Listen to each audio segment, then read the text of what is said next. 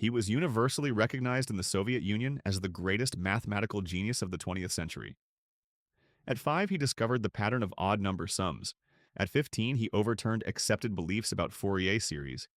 His inspiration seemed to descend out of thin air. He could crack world-class problems in 2 weeks and announce 8 new results in a single year, shocking the world.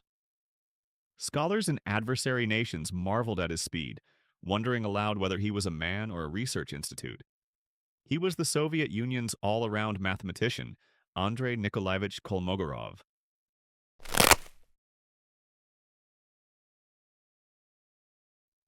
The lives of geniuses tend to be a little unusual. Kolmogorov was no exception. He was, in fact, an abandoned child. His father, Nikolai, had been an ordinary priest in the Vyatka governorate of Tsarist Russia, but after joining the Right Socialist Revolutionary Party and doing quite a few anti-government things, he was exiled to Yaroslavl. There, the former priest, thanks to his good looks, caught the eye of Maria Kolmogorova, the daughter of a local grandee. Notably, although Maria was born into a feudal aristocratic family, she was an unexpected admirer of liberalism. She and her 2 younger sisters often aided local Bolsheviks and even spent a few months in jail for it. With the same ideals and convictions, the two fell for each other quickly, yet fate would not smile on them.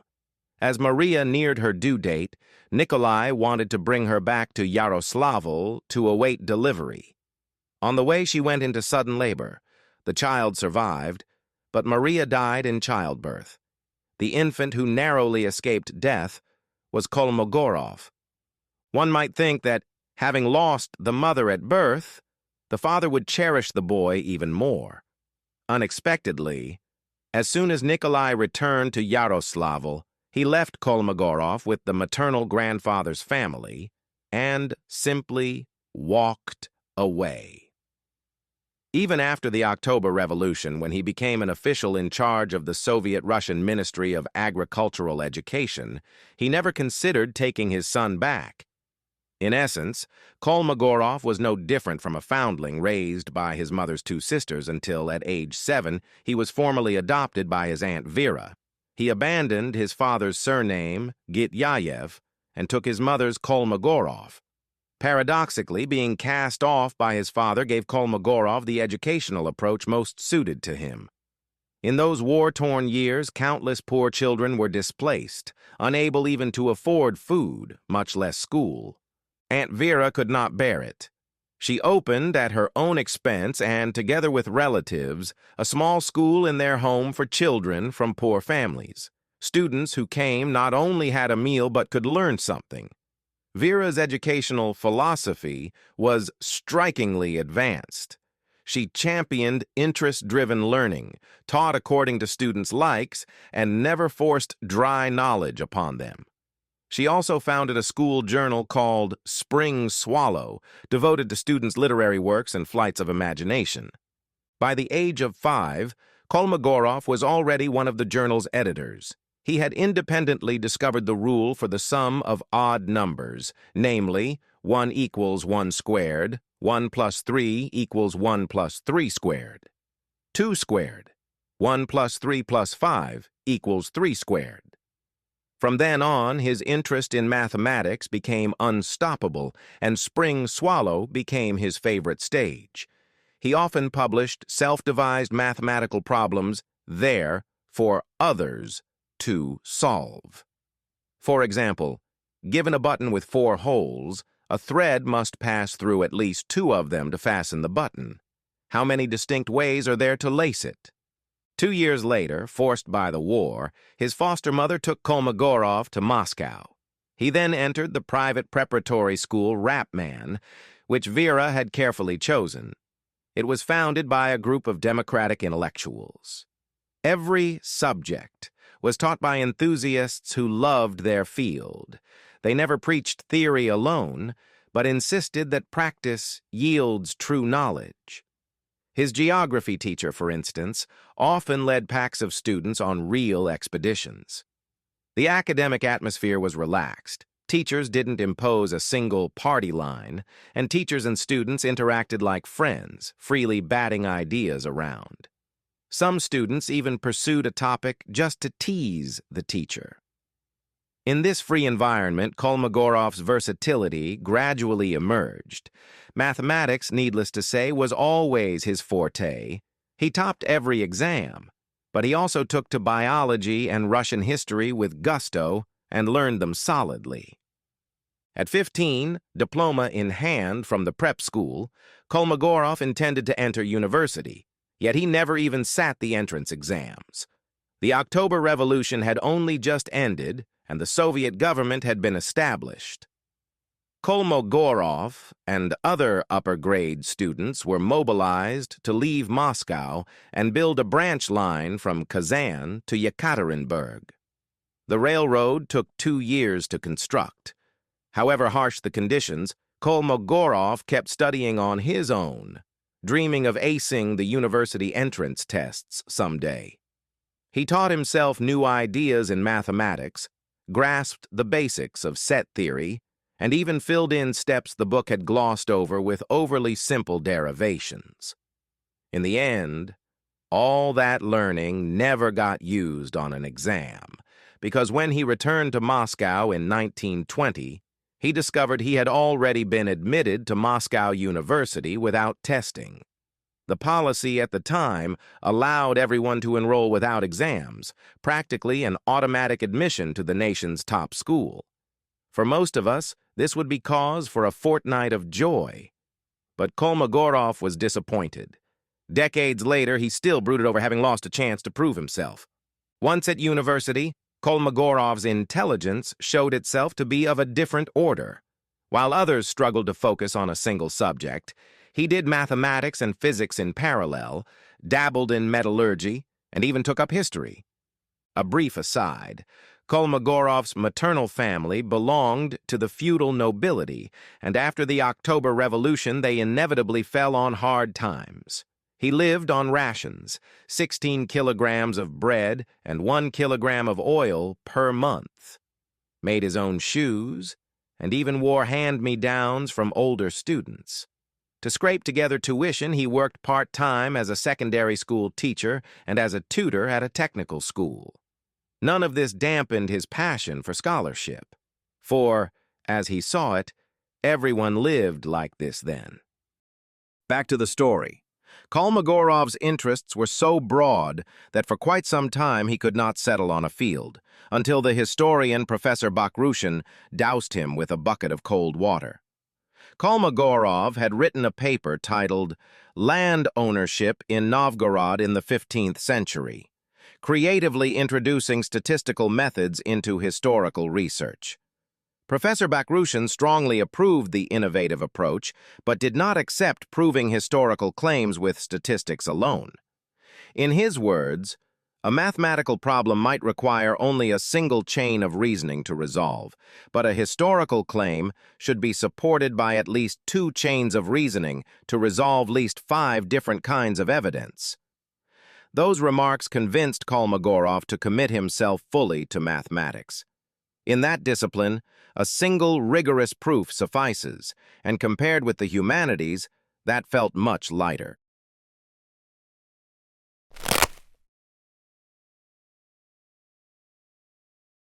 From the moment he chose mathematics as his specialty, Kolmogorov had one foot on a fast track. He joined the research seminar of the mathematician Pavel Samuilovich Urisan. By chance, Kolmogorov noticed a structural error in Urisan's lecture on a proof of the invariance of dimension theorem for 3-dimensional spaces and pointed it out on the spot. Urisan was then one of the Soviet Union's foremost mathematicians, the founder of modern topology in many eyes. Ordinary students looked at him as a god.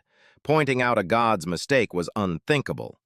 Kolmogorov didn't care about that, only about whether the reasoning was correct. Urisan himself was startled and went home to study Kolmogorov's point. He found that he had indeed been wrong and corrected the error the very next day. A similar episode befell the even weightier authority Nikolai Luzin, the central founder of the Moscow School of Mathematics, whose research spanned real analysis, descriptive set theory, complex analysis, and differential geometry, the architect of modern analysis. In 1921, during a lecture focused on proofs of Cauchy's theorem, Luzin proposed a conjecture and, pleased with it, assigned it as a class exercise. Kolmogorov obediently worked it out, only to show that the conjecture itself was false. After hearing his explanation, Luzin quickly accepted Kolmogorov's view and let him present at the seminar. From that point on, the most famous of which was his construction of a Fourier series that diverges everywhere.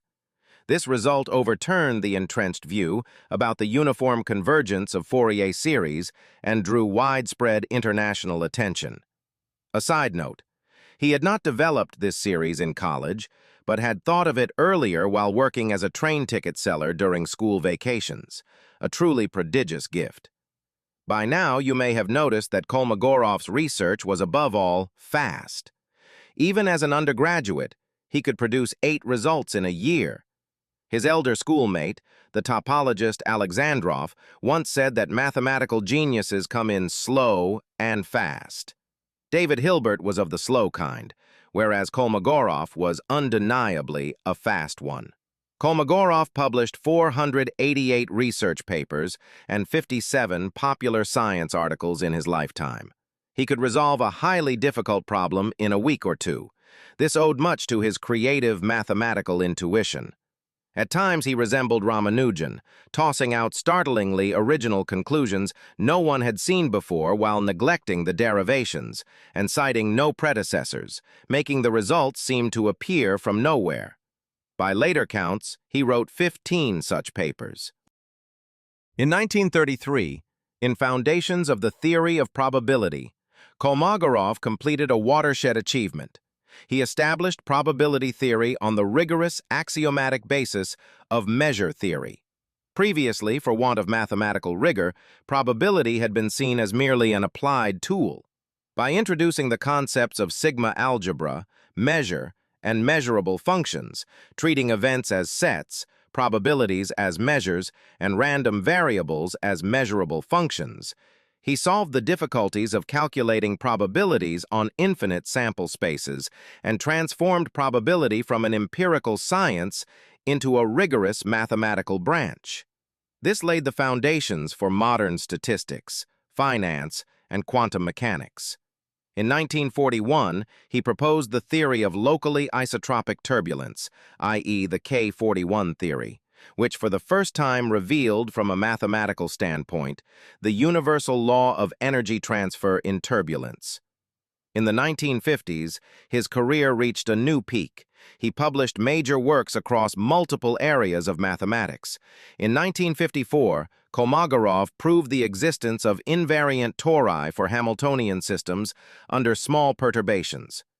This was later completed by his students, Vladimir Arnold and Jürgen Moser, into the KAM theory, resolving the stability of nearly integrable systems in classical mechanics and providing a mathematical basis for celestial mechanics and statistical physics, one of the most important theorems of the 20th century. Kolmogorov's brilliance lay not only in pure mathematics, but in his creative use of mathematical tools across disciplines, research directions that were considered daring at the time. In ecology, in 1936 he published a mathematical model for predator-prey systems, offering an early framework for population dynamics. In linguistics, by analyzing the mathematical rhythms of poetry, he proposed a semantics-based account of Russian case inflection still used in linguistics. In the 1960s, he put forward the concept of algorithmic complexity, defining the complexity of a string as the length of the shortest computer program that produces it. This gave a rigorous mathematical definition of randomness and a way to quantify information, directly influencing computer science, cryptography, and philosophy. More importantly, Kolmogorov applied his prodigious output to mentoring students. He supervised about 70 PhDs, 14 of whom became academicians of the Soviet Academy of Sciences, and his lineage includes mathematical giants such as Vladimir Arnold and Grigory Perelman. Even the American camp on the other side could not ignore his achievements, remarking that he stood shoulder to shoulder with John von Neumann. The statistician Wolfowitz marveled at the pace at which Kolmogorov trained talent, saying he wanted to know whether Kolmogorov was a single person or a research institute. But do not imagine that such towering achievements made Kolmogorov a flawless figure. On the contrary, in academic matters he may well have been a self-interested realist.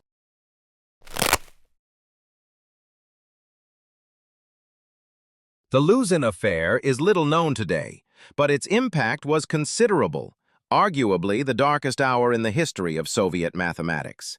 It was a case of political interference in scholarship that not only shattered the Moscow Mathematical School, but also served as a prelude to a broader purge of the Soviet scientific community. The target was none other than Kolmogorov's mentor, Luzin. The fuse was lit in July 1936, when Pravda, an official newspaper, ran two anonymous articles in succession: a reply to academician Luzin and an enemy wearing a Soviet mask, which took direct aim at Luzin. The most serious charge was that he published his results first in Western journals, such as the Comptes Rendus of the French Academy of Sciences, thereby harming the scientific sovereignty of the USSR. That accusation sounds absurd now, but in the Soviet context of the time it seemed plausible to many. Others claimed that Luzin was a Trojan horse within the Soviet camp, waiting to aid the West. There were also accusations that he had appropriated his student Suzlin's discoveries on analytic sets. But accusations require evidence, documents, and witnesses. The documents were the papers published abroad.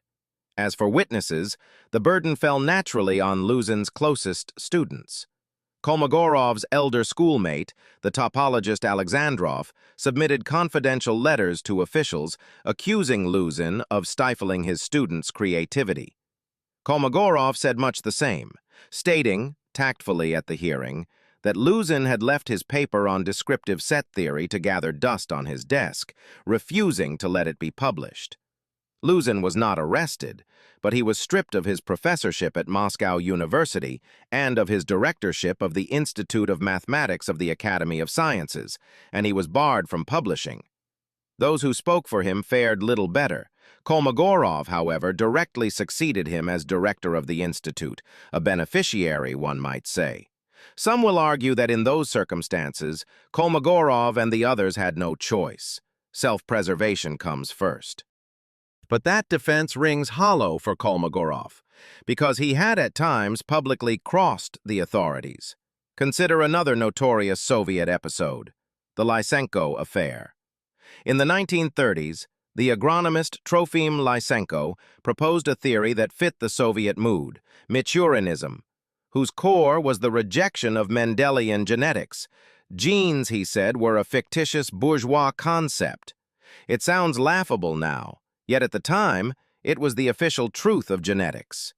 Kolmogorov rejected it, and in 1940 even published a paper using statistical methods to support Mendel's laws. He was clearly not terrified of drawing fire. Note, however, that Kolmogorov's defense of Mendel also dovetailed with his own work. He was using statistics to analyze the experimental data of the geneticist Ermolaiva in a way that required cross-checking against Mendelian ratios. Had the authorities wholly repudiated Mendel, his own research would have suffered. Taken together, these episodes suggest that Kolmogorov did not deny the regime's problems. He simply did not feel the lash unless it struck him personally. He was, in any case, one of the few scientific grandees of his era who managed to keep working to old age, perhaps thanks to diplomatic tact, or perhaps because of significant contributions during World War II. His work in statistical theory was applied in the Battle of Moscow to guide the deployment of barrage balloons for the city's air defense. Aside from the stain of betraying his mentor, Kolmogorov's reputation among colleagues and students was consistently positive. Students recalled that he never flaunted his achievements. He was always approachable, discussing problems with everyone as an equal and fostering a warm, family-like group. He never handed students answers, but guided them with questions that sparked the desire to dig deeply on their own. He also devoted much of his private time to extracurricular activities with them. The country estate that he and Alexandrov purchased in 1935 on the outskirts of Moscow became a favorite gathering place for students. Kolmogorov kept working into old age. On April 5, 1979, he was injured at his own doorstep. According to the official account, a door with a strong spring slammed into him from behind, and its bronze handle struck his head, leading to Parkinson's disease and impairing his movement and thought. He died on October 20, 1987. Kolmogorov's life began as that of a foundling, yet he did not remain trapped in misfortune. A free, interest-driven education let the 5-year-old glimpse the secrets of sequences.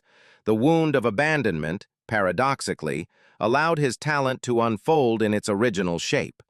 He made breathtaking discoveries and also lost himself in the crevices of his age. But in scholarship, he was unquestionably the Soviet Union's #1. 488 research papers and 57 popular science articles, covering nearly all core areas of mathematics. As an educator, he founded the Moscow Physico-Mathematical School, personally wrote secondary school math textbooks, and trained 67 world-class mathematicians, including Arnold. This giant of mathematics, who rose from abandonment, bore the imprint of his era and became an eternal star illuminating the mathematical sky.